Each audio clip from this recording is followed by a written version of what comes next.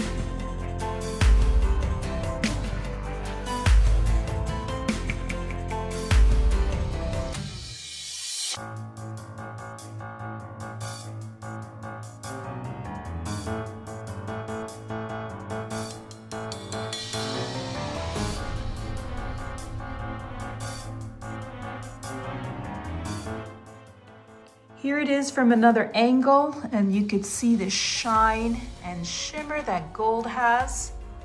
And this was also a gold, but it's not as vibrant, and the copper looks great. And once it's dry, the copper will shine through as well.